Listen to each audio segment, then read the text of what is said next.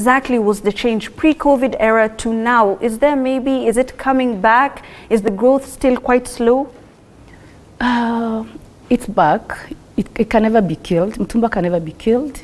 Of course, it almost died in 2020 because they banned Mtumba for quite some time. And it really affected us because by 2020, November, December, there was nothing to sell. But now, immediately, it was returned again to the market. We started selling, they started coming in, but very expensive because there were no clothes to sell anymore. Even now, I think there is that problem from out there where they used to pack them. I think it's not there anymore. The clothes are not like before. It's not the same thing. Things have become very expensive since then, but maybe with time, and as I was saying yesterday, the economy too really affected us. So there's so many things that will take time to be where we were before. Right, and I'm glad you mentioned the economy. We have a few facts from the textile industry that maybe is an interesting highlight as this conversation continues. The cotton, textile and apparel industry, as I said earlier, is Kenya's second largest manufacturing industry after food processing industry. And this is an industry that the government is trying to grow, considering that the manufacturing industry is to be grown from 7% to 20% in the next 5 to 10 years.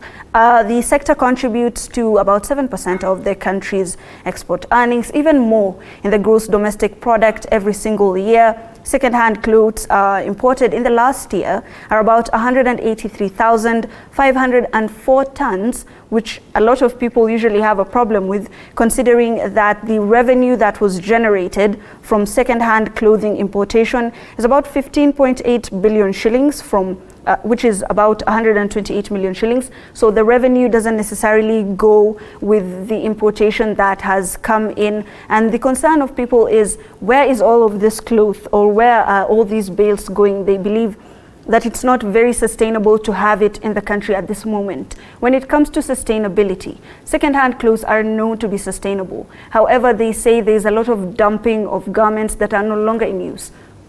What's your take on this?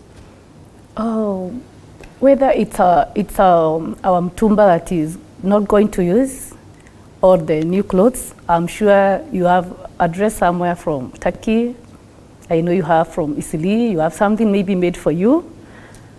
If you're not using that dress, you're not going to use it. Whether it is Mtumba, whether it is from Turkey, a garment that you don't want to use, you will not use it. So all these things have places to go to. So many places to go to. And I can assure you, when there is money running in the market, you can sell all of them because people need them. You don't buy something that you don't need. Right. Yeah. And speaking of money running in the market and money running around in the economy, Ashok, the Finance Act has come into play in the recent past, and of course it's still a matter of contention. However, it will have some impact in your particular sector.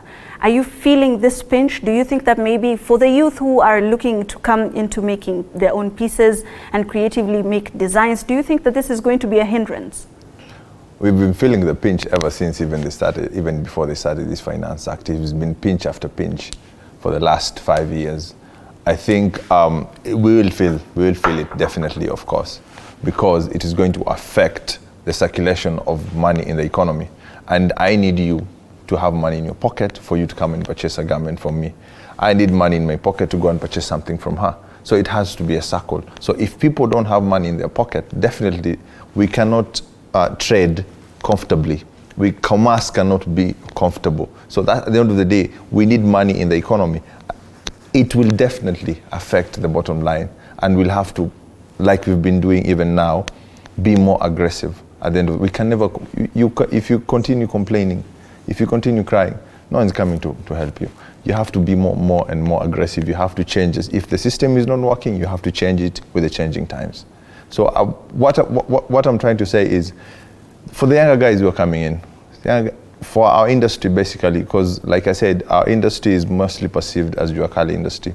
no matter how it has grown for the longest time, people still perceive it as jua kali. For the guys who are coming in from the university, from the colleges, there is a platform these guys can grow from, but there's no clear structure where they can grow their art. If you go to Europe, if you want to be a designer, you'll go for an internship. You'll grow in terms of your craft, and then you go open up your own business if that's what you want. If you want to continue employment, there is. But when you come to Kenya, it becomes very, very difficult to have that platform to follow. Because even the guys who are already there, like us, we are still trying to figure things out because the industry didn't have a map we can follow. Yes. And if the presidential tailor is saying he's still figuring things out, I think maybe we will be discussing the structures that are in this particular sector and the consequent subsectors. But first, it's 10 p.m. I see. We go for a very short break. You can send your comments, your questions at TV47KE and at TV47 News, or you can reach me at Hibak Said. Go for a very short break. We'll be right back.